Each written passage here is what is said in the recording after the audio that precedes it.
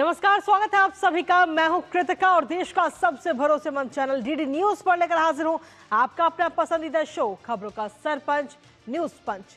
और इस कार्यक्रम के जरिए हम आप तक हर रोज वो तमाम खबरें पहुंचाते हैं जिन पर रहती है हम सभी की नजर, क्योंकि न्यूज पंच में सिर्फ खबर नहीं होती बल्कि होती है हर खबर की पूरी पड़ताल। तथ्यों और आंकड़ों के जरिए आपको समझाते हैं खबर का हर एक बिंदु। और आज जिन प्रमुख खबरों पर रहेगी हमारी नजर, सबसे पहले एक नजर उन प्रमुख खबरों पर। तो आज सबसे पहली और प्रमुख खबर है आतंकवाद से जुड़ी, जहां सफेद पोश आतंकियों पर इस वक्त लगातार शिकंजा कसा जा रहा है, क्योंकि अभी हाल ही में जो दिल्ली के अंदर ब्लास्ट हुए हैं उस ब्लास्ट के बाद से लगातार जांच की जा रही है, पड़ताल की जा रही है, छापेमारी हो रही है, गिरफ्तारियां लगातार हो रही है। लेकिन अभी तक आखिर ये जांच कहां तक पहुंची है, बताएंगे इस खबर के बारे में विस्तार से आपको। लेकिन इसके साथ ही जो दूसरी प्रमुख खबर वो है बिहार से जुड़ी, जहां लालू परिवार में आखिर विलेन कौन है, ये सवाल इस वक्त हर किसी के जहन में है, क्योंकि एक एक करके लालू परिवार इस समय बिखरता हुआ नजर आ रहा है। पहले तेज प्रताप यादव की तरफ से दूरी बनाई गई और उसके बाद में अब लालू प्रसाद यादव की बेटी रोहिणी आचार्य, उन्होंने अब दूरी बना ली है। आखिर क्या है इसके पीछे वजह और क्यों लालू प्रसाद की बेटी ने बनाई है दूरी, बताएंगे आपको। लेकिन इसके साथ ही जो तीसरी प्रमुख खबर वो भी आपको बता दें, जहां COP30 में भारत ने साफ तौर पर संदेश दे दिया है ग्लोबल वार्मिंग को लेकर और कहा है कि बिना फंडिंग के आप ग्लोबल वार्मिंग के लिए कदम नहीं उठाए जा सकते। जो लक्ष्य है हमारा, उस लक्ष्य को हासिल नहीं किया जा सकता। आखिर भारत की तरफ से ये तमाम बयान जो है वो क्यों दिए गए, क्यों ये संदेश भारत ने दिया, बताएंगे आपको इस खबर के बारे में विस्तार से। लेकिन इसी के साथ चलिए शुरुआत करते हैं पहली और प्रमुख खबर के साथ, जहां आपको बता दें कि दिल्ली ब्लास्ट मामले में जांच एजेंसियां तेजी से आगे बढ़ रही हैं। हर रोज नए नए खुलासे हो रहे हैं, छापेमारी हो रही है, गिरफ्तारियां हो रही हैं और इन सब के बीच सवालों के घेरे में है फरीदाबाद की अल फलाह यूनिवर्सिटी। जी हां, अल फलाह यूनिवर्सिटी को अगर हम देखें, जिसको लेकर के यूजीसी ने शिकायत की है, जिसके बाद दिल्ली पुलिस ने धोखाधड़ी और जालसाजी के आरोप में 2 अलग अलग एफआईआर दर्ज की है। साथ ही यूनिवर्सिटी को नोटिस जारी करके दस्तावेज भी मांगे गए हैं। दरअसल दिल्ली ब्लास्ट के तार जम्मू कश्मीर, उत्तर प्रदेश, हरियाणा और विदेशों से जुड़ने की आशंका नजर आती है। और ऐसे में सुरक्षा एजेंसियों के रडार पर इस समय कई सारे डॉक्टर और मेडिकल छात्र हैं, जिनसे पूछताछ भी की जा रही है। जानकारी ये भी है कि इनमें से कई के संपर्क कथित तौर पर डॉक्टर शाहीन, डॉक्टर उमर मोहम्मद और डॉक्टर मुजम्मिल जैसे अभियुक्तों से भी थे। अब ऐसे में जांच पड़ताल लगातार की जा रही है और एक एक करके कड़ी को जोड़ने का काम एजेंसियां कर रही हैं। जानेंगे लेटेस्ट अपडेट अपने संवाददाता से इस पूरी खबर को लेकर, लेकिन उससे पहले आपको दिखाते हैं डॉक्टरों का आतंकी नेटवर्क। तो डॉक्टरों का ये पूरा आतंकी नेटवर्क है, जहां इस समय अगर हम देखें तो एक के बाद एक कई सारी गिरफ्तारियां लगातार की जा रही हैं दिल्ली धमाके से जुड़े हुए, जिसमें दिल्ली पुलिस की अपराध शाखा भी इस समय एक्शन मोड में सीधे तौर पर नजर आ रही है। दिल्ली पुलिस की तरफ से भी लगातार कार्रवाई की जा रही है। अपराध शाखा ने 3 और डॉक्टरों को इस समय गिरफ्तार किया है और अब उनसे भी पूछताछ की जाएगी। एक एक करके एक से एक कड़ी को जोड़ा जाएगा। डॉक्टरों पर संदिग्धों की गलत तरीके से मदद करने का गंभीर आरोप लगा हुआ है। इसके साथ ही डॉक्टरों पर जांच में बाधा डालने का भी गंभीर आरोप इस समय एजेंसी की तरफ से लगाया गया है। और गिरफ्तार डॉक्टरों की भूमिका पर की भी गहनता से अब जांच और पड़ताल की जाएगी। लेकिन सीधे तौर पर अगर हम देखें तो अभी हाल ही में और कई सारी गिरफ्तारियां हुई हैं। लेकिन इसके साथ ही अल फलाह यूनिवर्सिटी पर भी एफआईआर इस समय दर्ज की गई है। अल फलाह यूनिवर्सिटी की अगर हम बात करें तो उसके तार इस समय जुड़ते हुए नजर आ रहे हैं इस पूरे धमाके से जुड़े हुए, जहां अल फलाह यूनिवर्सिटी के खिलाफ 2 और मामले इस समय दर्ज किए गए, धोखाधड़ी और साथ ही जालसाजी को लेकर के एफआईआर इस समय इस यूनिवर्सिटी के खिलाफ दर्ज की गई है। यूनिवर्सिटी प्रशासन पर जांच में सहयोग न करने का भी आरोप इस समय लगाया जा रहा है और जरूरी दस्तावेज और साथ ही रिकॉर्ड को छुपाने का भी आरोप इस समय अल फलाह यूनिवर्सिटी पर लग रहा है कि जो जरूरी दस्तावेज हैं वो एजेंसियों को मुहैया नहीं कराए जा रहे। इसके साथ ही यूनिवर्सिटी प्रशासन पर गलत जानकारी देने का भी आरोप लग गया है। और ऐसे में यूनिवर्सिटी से जुड़े हुए जो अधिकारी हैं उनकी क्या भूमिका रही, उस भूमिका की भी अब गहराई से जांच इस समय एनआईए की तरफ से, या यूं कहें कि जो जांच एजेंसियां हैं वो इस समय करेंगी, क्योंकि यूजीसी और नाक द्वारा कार्रवाई के बाद भी कदम उठाया गया है। इसके साथ ही आपको बता दें कि ओखला में अल फलाह यूनिवर्सिटी के जो कैंपस है वहां पर भी जांच इस समय की जा रही है। तो एक एक करके कड़ी से कड़ी को जोड़ा जा रहा है। विदेशी फंडिंग और कथित वित्तीय गड़बड़ियों का भी जांच लगातार की जा रही है। हमारे साथ हमारे सहयोगी दीपक रावत इस समय जुड़ गए हैं, सीधा उनका रुख करेंगे। दीपक, सबसे पहला और प्रमुख सवाल कि आखिर अभी तक जो जांच है पूरी एजेंसियों की तरफ से वो कहां तक पहुंची है, और हाल ही में जो गिरफ्तारियां हुई हैं उसके बाद क्या कोई नया एंगल भी अभी तक निकलकर सामने आया है? दीपक जी देखिए, एक के बाद एक लगातार खुलासे हो रहे हैं, लगातार गिरफ्तारियां भी हो रही हैं, जांच तो लगातार चली रही है। कल दिल्ली में जो अल्फा यूनिवर्सिटी का ऑफिस है, वहां पर भी टीमें पहुंची थी, जांच की गई। लेकिन सबसे बड़ा जो चीज निकल कर इस पूरी जांच में आई है, तो वो है व्हाइट कॉलर टेरर इकोसिस्टम, जिसको पुलिस ने नाम दिया है, जांच एजेंसी ने नाम दिया है। आप ये समझिए कि एक जमाना होता था जब आतंकी जो तमाम संगठन होते थे, वो ऐसे लोगों को हैंडलर बनाते थे, ऐसे लोगों को इस्तेमाल करते थे जो कम पढ़े लिखे लोग होते थे और जिन्हें आसानी से इस्तेमाल किया जा सकता, उन्हें ब्रेन वॉश किया जा सकता था। बिल्कुल। लेकिन अब जब तकनीकी की दुनिया में आप देखिए तो ऐसे लोग सामने आ रहे हैं जो कि व्हाइट कॉलर लोग हैं, डॉक्टर्स हैं, पढ़े लिखे लोग हैं, एमबीबीएस किया हुआ है, बड़े बड़े संस्थानों में काम कर रहे हैं, और एक के बाद एक, सिर्फ एक डॉक्टर नहीं बल्कि एक के बाद पूरी चेन नजर आती है। और देश के सिर्फ एक हिस्से में नहीं बल्कि आप यूपी में पकड़े, जम्मू कश्मीर में देखें, अलग अलग हिस्सों में फैले हुए हैं। तो इसके पीछे जो जांच एजेंसियों का कहना है, तो सबसे बड़ी चीज जो इनक्रिप्टेड, हम जो चैट आजकल होने लगी है जिसमें आप किसी की चैट को पकड़ नहीं सकते, वो चीजें बहुत, उसका उसका बहुत ज्यादा इस्तेमाल जो है ये टेररिज्म ग्रुप जो है वो कर रहा है, जिसके जरिए जो अगर सीमा पार भी बैठा हुआ आतंकी संगठन है,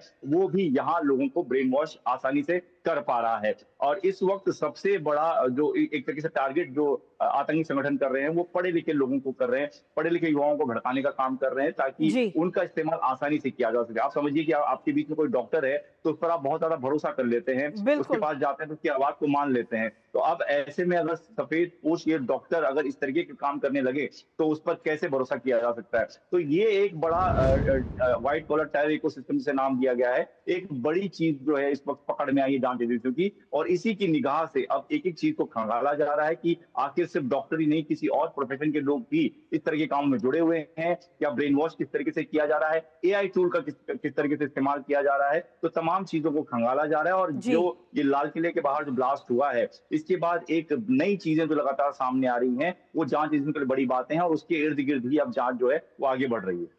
इसके साथ ही दीपक, जैसा कि आपने खुद इस बात का जिक्र भी किया कि व्हाइट कॉलर जो डॉक्टर है वो कहीं ना कहीं इस पूरे में फंसे हुए नजर आते हैं, और पूरे इस तार एक एक करके अब जुड़ते हुए नजर आते हैं, और एक नहीं बल्कि कई सारे डॉक्टरों का नाम इसमें शामिल है। लेकिन कहीं ना कहीं क्या जांच एजेंसियों के लिए ये एक बड़ी चुनौती भी है, क्योंकि इससे पहले अगर हम देखें तो आतंकी जो होते थे वो या तो कम पढ़े लिखे या बिना पढ़े लिखे होते थे, लेकिन अब पढ़े लिखे डॉक्टर अच्छे खासे रेपुटेशन जगह पर वो काम कर रहे हैं, और उनका इस तरीके की चीजों में शामिल होना कहीं ना कहीं एक चुनौती भी है।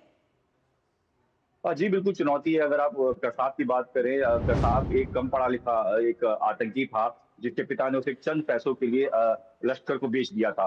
तो आप सोचिए, वहां से लेकर अब स्थिति डॉक्टरों तक पहुंचाई है, तो किस तरीके से चीजें ये अपडेट हो रही हैं, अपग्रेड कर रहे हैं। कोशिश इनकी ये है कि ऐसे प्रोफेशनल्स के लोगों को चुना जाए जिन पर ज्यादा लोग भरोसा करते हों, जिनकी बातें आसानी से लोग समझते हों, सुनते हों और उसको फॉलो करते हों। जी और यही वजह है कि पूरा का पूरा एक टेरर मॉड्यूल जो है तैयार किया गया। आप समझिए कि जिस तरीके से पहले भी बोला था कि सफेद पोस्ट डॉक्टर के पास अगर आप जाते हैं तो आसानी से भरोसा करना बहुत ज्यादा दिक्कत नहीं होती उसमें। और लोग अगर वहां से गुजर रहे हैं, आप जी जैसे कि एक चीज निकल कर आ रही है कि उमर जो है, जब ब्लास्ट हुआ उससे पहले वो एक तरीके से डॉक्टर के पोशाक पहने हुए भी नजर आया था। तो तमाम चीजें हैं कि जिसके लेकर भी चीजें की जा रही हैं, उन प्रोफेशनल का इस्तेमाल किया जा रहा है जो आईटी में बेहतर काम जानते हो। एआई टूल्स, जिस तरीके से बता रहा हूँ कि हर जगह एआई टूल्स का इस्तेमाल किया जा रहा है, और ब्रेन वॉश करने के लिए इनक्रिप्टेड जो चैट्स हैं उनका ज्यादा इस्तेमाल किया जा रहा है, ताकि जी वो पकड़ में ना आए और आसानी से जो युवा है उनका ब्रेन वॉश किया जा सके। और किस तरीके से चीजें निकल कर आई हैं, वो बहुत सारी चीजें बताती हैं। और ये जो पूरा प्रकरण हुआ है, जी इससे जांच एजेंसियां एक बड़ी चीज की तरफ बढ़ रही हैं कि आखिर आज के जमाने में जो टेरर संगठन है वो किस तरीके की चीजों पर ज्यादा काम कर रहे हैं, कैसे इन युवाओं को ब्रेन वॉश किया जा रहा है। इस तरह की परतें भी अब खुलनी जी जल्द से दीपक, जल्द शुरू हो जाएंगी। चलिए बहुत बहुत शुक्रिया दीपक, तमाम जानकारी और अपडेट्स हमारे साथ साझा करने के लिए, इस महत्वपूर्ण खबर से जुड़े हो। और इसी के साथ चलिए अब रुक करते हैं हमारी दूसरी महत्वपूर्ण खबर का, और अब बात बिहार की, जहां राजनीतिक परिवार की, लालू परिवार की बात करते हैं। बिहार विधानसभा में हार के बाद अब लालू परिवार बिखरता हुआ जा रहा है। पहले लालू के बड़े बेटे तेज प्रताप परिवार से बाहर हुए, और अब लालू की बेटी रोहिणी आचार्य ने परिवार से दूरियां बना ली हैं। दरअसल आपको बता दें कि रोहिणी आचार्य वही हैं जिन्होंने साल 2022 में अपने पिता लालू यादव को किडनी दान की थी, जिसको लेकर काफी चर्चा में भी वो रही। और अब उन्होंने बिहार चुनाव के बाद राजनीति और परिवार दोनों से ही अपनी दूरी बना ली है। हालांकि इसके पीछे उन्होंने वजह भी बताई है। फिलहाल बिखरते लालू परिवार को लेकर कई तरीके के सवाल इस समय उठ रहे हैं कि क्या वाकई तेजस्वी के कारण ही लालू परिवार टूट रहा है या इसके पीछे कोई और वजह है। जानेंगे अपने संवाददाता से, लेकिन उससे पहले आपको दिखाते हैं लालू परिवार में आखिर क्या हुआ। तो लालू परिवार की जब हम बात करें तो लगातार एक एक करके अब जो उनके परिवार है वो बिखरता जा रहा है। तेज प्रताप के बाद अब रोहिणी आचार्य का नंबर आ चुका है और रोहिणी आचार्य ने भी अब दूरी बना ली है परिवार से। तेजस्वी ने एक सीधे तौर पर ये कह सकते हैं कि तेजस्वी ने अब कह दिया है अपनी बहन को कि आप परिवार से बाहर हो जाइए। रोहिणी आचार्य ने अपना परिवार अब छोड़ दिया और साथ ही राजनीति से भी उन्होंने दूरी बना ली है। और इसको लेकर तेजस्वी और जो तेजस्वी के करीबी हैं उन पर सीधे तौर पर रोहिणी आचार्य ने गंभीर आरोप भी लगाए हैं। जो तेजस्वी के करीबी हैं संजय और रमेश, उनका नाम रोहिणी आचार्य ने लिया है जब उन्होंने ये ऐलान किया, ये घोषणा की कि वो परिवार और राजनीति से दूरी बना रही हैं। महागठबंधन की हार, लेकिन ऐसे में आखिर कौन है जिम्मेदार, ये तमाम सवाल इस समय उठ रहे हैं। साथ ही पार्टी कार्यकर्ता भी एक के बाद एक सवाल उठा रहे हैं। आखिर रोहिणी आचार्य की तरफ से जब दूरी का ये ऐलान किया गया तो उन्होंने क्या कुछ कहा है, आखिर क्यों परिवार से उनका मोह भंग हुआ है, आइए आपको सुनाते हैं। अब ये जाकर के आप संजय, रमेश, तेजस्वी यादव से पूछिए, मेरा कोई परिवार नहीं है। वही लोग निकाला है हमको परिवार से, क्योंकि रिस्पॉन्सिबिलिटी लेना नहीं है उनको। पूरा दुनिया बोल रहा है जो चाणक्य बनेगा तो चाणक्य से आप सवाल पूछिएगा। जब कार्यकर्ता चाणक्य से सवाल कर रहा है, पूरा देश दुनिया सवाल कर रहा है कि पार्टी का ये ऐसा हाल क्यों हुआ। अब जब संजय, रमेश, इन लोग का नाम लीजिए तो आपको घर से निकाल दिया जाएगा, आपको बदनाम किया जाएगा, आपको गाली दिलवाया जाएगा, आपके ऊपर चप्पल उठा करके मारा जाएगा। तो सुना आपने रोहिणी आचार्य को, जिन्होंने सीधे तौर पर कहा कि अगर आप सवाल करोगे तो आपको गालियां पड़ेंगी, आपको बाहर निकाल दिया जाएगा। और इसके साथ ही उन्होंने दो नाम और लिए, संजय और रमीज। आखिर कौन है ये दो लोग, बताएंगे आपको। लेकिन इसके साथ ही लालू परिवार का विलेन कौन है, ये इस वक्त समाज में ये इस वक्त सवाल लगातार बने हुए, क्योंकि रमीज नेमत और संजय के नाम पर चर्चा इस वक्त हो रही है, जिसका नाम रोहिणी आचार्य ने भी लिया। और इसके साथ ही रमीज से क्रिकेट क्लब की दोस्ती से सियासत तक का साथ कहीं ना कहीं तेजस्वी का इस दौरान नजर आता है। और हत्या के मामले में जमानत पर इस समय रमीज बाहर है, लेकिन सीधे तौर पर उनके ऊपर आरोप है कि वो परिवार में बहुत ज्यादा घुल मिल गए हैं और इसीलिए कहीं ना कहीं परिवार बिखर रहा है। तेजस्वी संग संजय भी अगर सीधे तौर पर देखें तो उनका नाम भी जुड़ा हुआ है।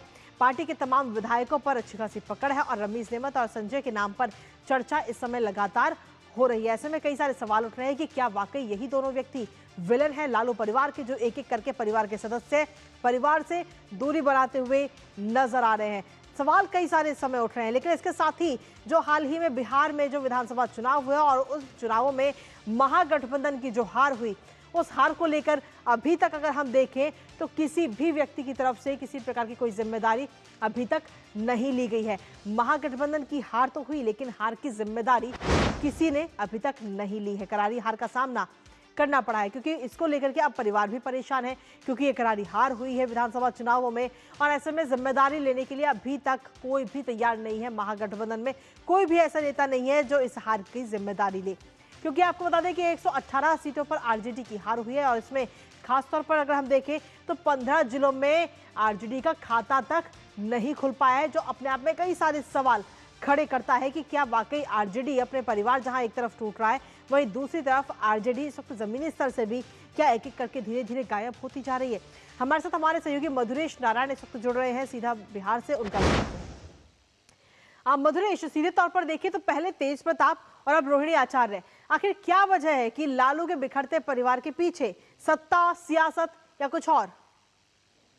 हाँ बिल्कुल, देखिए सबसे पहले तो जब विधानसभा चुनाव को लेकर के जब सुगबुगाहट जो है वो शुरू हुई थी, उस वक्त तेज प्रताप यादव ने एक ट्वीट करके खलबली मचा दी थी। अपनी एक गर्लफ्रेंड को लेकर के ट्वीट किया था। हालांकि उन्होंने बाद में ये स्पष्टीकरण दिया कि ये उनका अकाउंट हैक करके ट्वीट किया गया, उसके बाद उनको घर से बेदखल कर दिया गया। अब जब चुनाव खत्म हो गया है और महागठबंधन की बड़ी हार सामने आई है, उसके बाद रोहिणी आचार्य जिस तरीके से घर छोड़ करके जाती हैं और जिस तरीके से एक बड़ा आरोप लगाती हैं, लेकिन एक सामान्य बात दोनों में ही ये देखने को मिली कि तेज प्रताप यादव भी जयचंद की बात करते हैं। जयचंद शायद संजय यादव को कहते हैं, हालांकि उन्होंने कभी खुल करके बताया नहीं, लेकिन रोहिणी आचार्य ने खुल करके आरोप लगाया रमीज पर और इसके साथ ही संजय यादव पर। तो संजय यादव का जो नाम है वो लगातार लालू परिवार में जो अंतर कलह है उसमें बार बार सामने आ रहा है और कहीं ना कहीं ये समझा जा रहा है कि लालू परिवार में जो कलह बढ़ने का कारण है ये पूरी तरीके से संजय यादव है। संजय यादव, और एक तरीके से ये भी कहा जाता है कि संजय यादव जो है वो तेजस्वी यादव के राइट हैंड है। तेजस्वी यादव उनसे बिना सलाह मशवरा किए हुए कोई काम नहीं करते, कहीं आना जाना या कोई डिसीजन नहीं लेते हैं। ऐसे में संजय यादव पे बड़ा आरोप लगना ये अपने आप में सोचने वाली बात है और इसके लिए तेजस्वी को भी सोचना पड़ेगा। जहां तक रमीज की बात है, रमीज का नाम पहली बार आया है। बताया जा रहा है कि यूपी के रहने वाले हैं और किसी पूर्व सपा सांसद के दामाद हैं और वर्तमान में अभी बिहार में रह रहे हैं। लेकिन अभी से पहले रमीज के बारे में कहीं पॉलिटिकल कोई चर्चा आज तक हुई नहीं थी, ना रमीज का नाम लालू परिवार में कभी लिया गया था। ये पहली बार है जब रोहिणी आचार्य ने उनका नाम दिया है और उनके बारे में जब लोगों ने पता किया तो पता चला वो यूपी के पास नेपाल बॉर्डर पे कोई गांव है वहां या शहर है, वहां कस्बा में वहां के रहने वाले हैं। लेकिन पूरी तरीके से बात ये है कि जिस तरीके से लालू परिवार टूट रहा है, अभी तक लालू प्रसाद यादव की तरफ से भी कोई बयान नहीं दिया गया है, उन्होंने भी कोई पहल नहीं की है, ना ही राबड़ी देवी की तरफ से किया गया है। और बिल्कुल लगातार जो है उनका परिवार बिखरता जा रहा है। ऐसे में जनता भी ये सोच रही है कि लालू परिवार जो अपने परिवार को ही इंटैक्ट नहीं रख पा रहा है वो पूरे राज्य को कैसे संभाल पाता। उनके परिवार की कलह के कारण राज्य को भी परेशानी हो सकती है। शायद यही कारण है, ये एक बड़ा कारण हो सकता है कि महागठबंधन को बड़ी हार का सामना इस विधानसभा चुनाव में करना पड़ा। जी बिल्कुल, सीधे तौर पर मधुरेश अगर हम देखें तो अपने परिवार की जो अंतरकलह है उसको सुलझाना, उसको खत्म करना सबसे पहली जिम्मेदारी बनती है। लेकिन कहीं ना कहीं लालू प्रसाद यादव इसमें इस जिम्मेदारी को निभाते हुए फेल होते हुए नजर आ रहे हैं, क्योंकि अगर सीधे तौर पर देखें तो पार्टी प्रमुख लालू प्रसाद यादव चाहें तो अपने परिवार के लोगों को एकजुट करके रख सकते हैं। आखिर क्यों परिवार को एक ही धागे में पिरोने में लालू यादव फेल होते हुए नजर आ रहे हैं? देखिए, कई चीजें होती हैं। एक तो लालू यादव बीमार भी हैं, हम सब जानते हैं कि उनका किडनी ट्रांसप्लांट हुआ है और वो अब बहुत एक्टिव रहे नहीं है। तो कहीं ना कहीं ये भी समझा जा रहा है कि लालू यादव जिस तरीके से धीरे धीरे बीमार हुए हैं उम्र के कारण और जिस तरीके से निष्क्रिय हुए हैं, इसी का फायदा जो है वो कई लोग उठा रहे हैं और कोशिश कर रहे हैं लालू परिवार को अपने ग्रिप में लेने की। और इसमें जो सबसे ज्यादा चर्चित नाम है वो संजय यादव का है। संजय यादव पर लगातार सिर्फ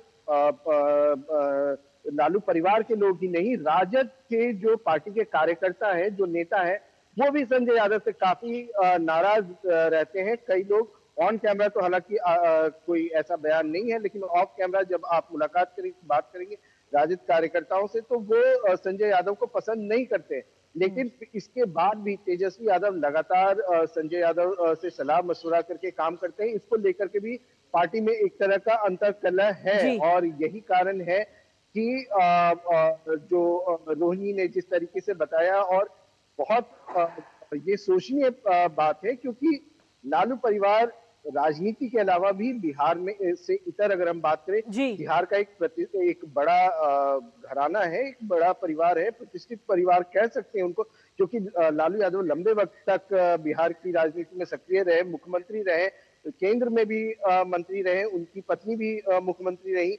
और उनके परिवार में इस तरीके से अगर किसी महिला के साथ में, उनकी बेटी के साथ में मारपीट होती है, गाली गलौज होती है, तो निश्चित रूप से ये एक बड़ा इशू है। जी चलिए, बहुत बहुत शुक्रिया मधुरेश, तमाम जानकारी और अपडेट्स हमारे साथ साझा करने के लिए, इस महत्वपूर्ण खबर से जुड़े हुए। तो सीधे तौर पर लालू यादव का जो परिवार है वो इस समय बिखरता हुआ नजर आ रहा है और अगर समय रहते ही चीज़ों को नहीं सुलझाया गया तो कहीं ना कहीं ये भी कहा जा सकता है कि लालू यादव का परिवार पूरी तरह से बिखर जाएगा।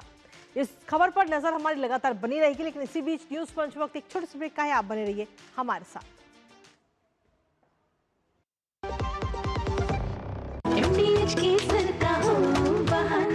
कश्मीरी पुलाव या हो बिरयानी खाना, केसरी चाय दूध, रसमलाई, केसरी लड्डू, हलवा याद आना, यही तो है MDH केसर का बहाना। MDH शुद्ध केसर, खुशबू ऐसी जो दिल जीत ले। MDH जरा सी हंसी दुलार जरा सा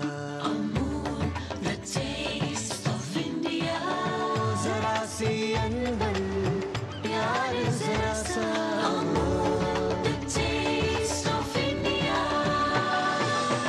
यही तो अमूल है स्वाद इंडिया का यही तो अमूल है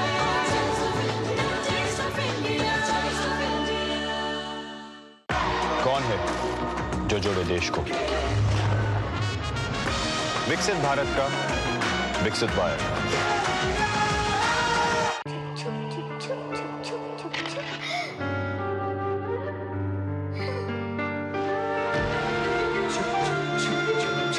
आ जाओ। Yes papa. जिंदगी किसी के लिए नहीं रुकती, हम भी आपको कहां रुकने देंगे। जिंदगी के हर मोड़ पर LIC है तो इंश्योर्ड है। LIC हर पल आपके साथ। जब धरती चीर कर निकलता है लोहे का पत्थर और मिलता है मोंगिया के जोश से, फिर तपता है, पिघलता है और बनता है फौलाद। अब होता है सरिया सारी खूबियों के साथ। मोंगिया स्टील, मजबूत देश का मजबूत सरिया। और ब्रेक के बाद एक बार फिर से स्वागत आप सभी का। खबरों में आगे बढ़ेंगे और अब बात करेंगे आज न्यूज पंच की तीसरी और प्रमुख खबर की। इस समय पूरी दुनिया के सामने ग्लोबल वार्मिंग एक बड़ी चुनौती बन चुकी है और बदलती जलवायु इशारा कर रही है किसी बड़े खतरे का। और समय रहते अगर इस खतरे से निपटा जा सके, इसके लिए एक दशक पहले पेरिस जलवायु समझौते को 195 देशों ने अपनाया था, लेकिन अब इस समझौते के लक्ष्यों को पूरा करना काफी मुश्किल होता हुआ नजर आ रहा है। मैं आपको बता दें कि ब्राजील के बेलेम शहर में आयोजित कॉन्फ्रेंस ऑफ पार्टीज यानी COP30 में भारत ने इस ओर सभी का ध्यान खींचा और चेतावनी दी कि बिना फंडिंग पेरिस समझौते के लक्ष्यों को प्राप्त करना नामुमकिन है। समान विचारधारा वाले विकासशील देशों की ओर से भारतीय वार्ताकार सुमन चंद्रा ने साफ तौर पर कहा कि विकसित देश निर्धारित समय पर वित्तीय सहायता प्रदान नहीं कर रहे और अपनी जिम्मेदारी से भाग रहे हैं। करेंगे चर्चा, लेकिन उससे पहले आपको दिखाते हैं ग्लोबल वार्मिंग पर चिंतित भारत। तो जी हां, ग्लोबल वार्मिंग पर इस वक्त बेहद परेशान है। ग्लोबल वार्मिंग पर भारत ने चेतावनी भी इस समय बाकी अन्य देशों को दे दी है। विकसित देशों को उनकी जो जिम्मेदारियां हैं वो इस समय भारत की तरफ से याद दिलाई गई हैं।